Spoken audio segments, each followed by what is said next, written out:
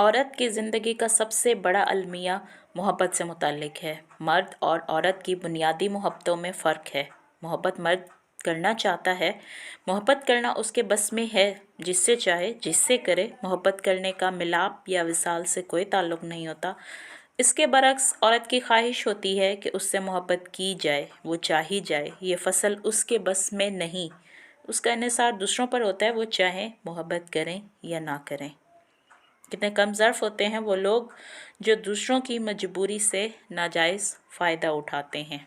अस्सलाम वालेकुम my YouTube family, कैसे हैं आप सब लोग। मैं उम्मीद करती हूँ आप बिल्कुल खैरियत से होंगे, ठीक ठाक होंगे, फ़ाइन एंड शाइन होंगे। कुछ पुराने डाइजेस्ट पढ़े थे तो वहाँ से जो है ये एक छोटा सा पैराग्राफ था जो कि मुझे बहुत अच्छा लगा, तो मैंने सोचा मैं आप लोगों के साथ ये शेयर कर दूँ। तो ये फ़्रॉक जो है वो मेरे सेंटर की एक बच्ची ने सिलाई किया था, और फ़्रॉक वैसे तो ठीक था बट अपने एक्चुअल साइज़ से वो काफ़ी खुला था, तो उसमें अभी ऑल्ट्रेशन होनी थी। तो यहाँ साथ ही में जो है वो मैं अपने कपड़े भी प्रेस कर रही थी, और इसके अलावा कुछ पुराने डाइजेस्ट पड़े थे बहुत पुराने ज़माने के, तो वो कुछ निकाले।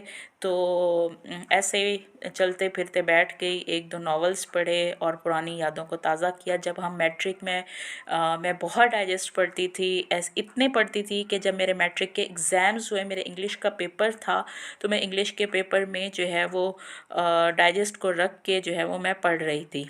उसके साथ साथ यहाँ पर जो है ये मेरे पास कच्चे अमरूद आए हुए थे जो कि बहुत मज़े के और बहुत जूसी थे।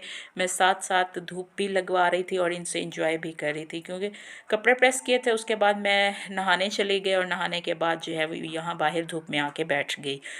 यहाँ साथ ही में बच्चियाँ बैठी हुई थी, वो कपड़े सिलाई कर रही थी, और ये भी जो है ये एक शर्ट सी हुई थी।